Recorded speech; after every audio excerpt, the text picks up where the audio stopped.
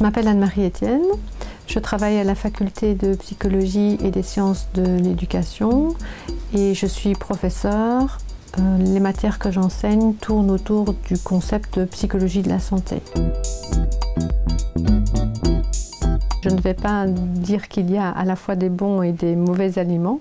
Je pense que malheureusement, au niveau de la société actuellement, on a tendance à diaboliser, à étiqueter des aliments comme étant bons ou comme étant mauvais.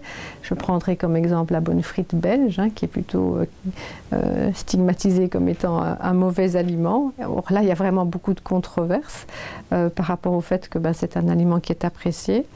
Une deuxième raison pour laquelle je vais nuancer ma réponse, c'est que je pense qu'il y a beaucoup de pression actuellement sur le comportement alimentaire.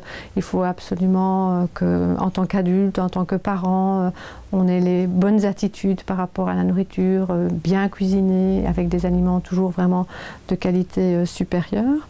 Et donc ce contexte alimentaire fait qu'on a tendance à de nouveau répertorier des aliments comme étant bons ou mauvais.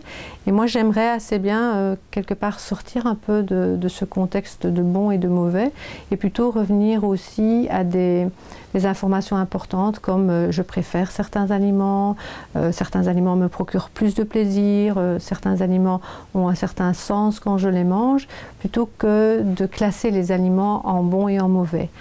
Avec bien sûr la nuance que si j'ai des restrictions qui me sont données par mon médecin ou que certains aliments ne sont pas bons parce qu'ils sont contre-indiqués dans mon parcours de santé, bien sûr que ces règles-là sont supérieures aux règles de préférence alimentaire. Les préférences alimentaires, elles s'installent vraiment dès la petite enfance chez l'enfant. Il va faire l'enfant des expériences tout le temps, tous les jours et très diversifiées. Alors les expériences, comment est-ce qu'il va les faire? Grâce par exemple à l'allaitement, grâce au fait qu'on va lui permettre de toucher la nourriture, grâce au fait qu'il va découvrir qu'il a des papilles gustatives qui lui permettent de faire la différence entre le sucré et le salé.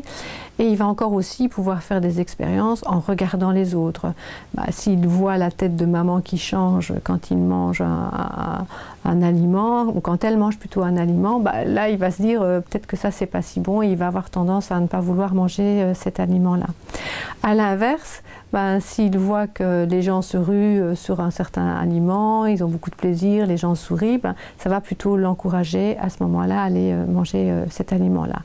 Et tout ça va se passer, je dirais, dans un contexte fort agréable pour l'enfant, parce qu'on va lui permettre de faire des expériences avec la nourriture, et il va se sentir rassuré sur ses choix alimentaires en regardant les autres, en observant ce qui se passe à l'intérieur de lui. Donc ça va lui donner confiance dans ses choix alimentaires.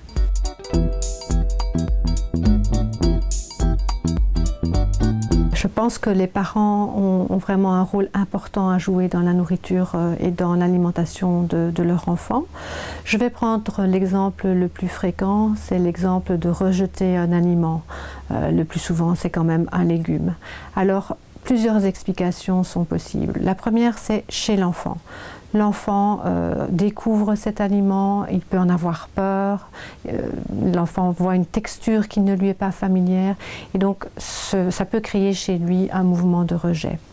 De l'autre côté, chez le parent, ça peut être un aliment que le papa ou la maman a pris beaucoup de temps pour préparer, a mis beaucoup d'affection, je dirais, dans la préparation du repas. Et donc, il va y avoir une incompréhension si l'enfant rejette cet aliment-là. Et une troisième possibilité, c'est que l'aliment arrive à un moment qui n'est pas spécialement opportun chez l'enfant. Il n'est pas encore préparé à manger cet aliment-là.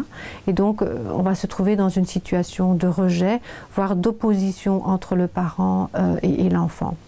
Donc, je crois que si on donne ces informations-là aux parents, qu'il y a des prédispositions à manger certains aliments, certains préfèrent le sucré, d'autres le salé, il y a des moments pour introduire certains aliments, il y a disons des attitudes à avoir quand l'aliment est présent dans l'assiette et sortir le plus souvent la sanction, malheureusement c'est ce qui est le moins efficace. Il vaut mieux diversifier, représenter l'aliment, discuter au sujet de l'aliment avec l'enfant. pour arriver à une espèce de collaboration entre les deux partenaires.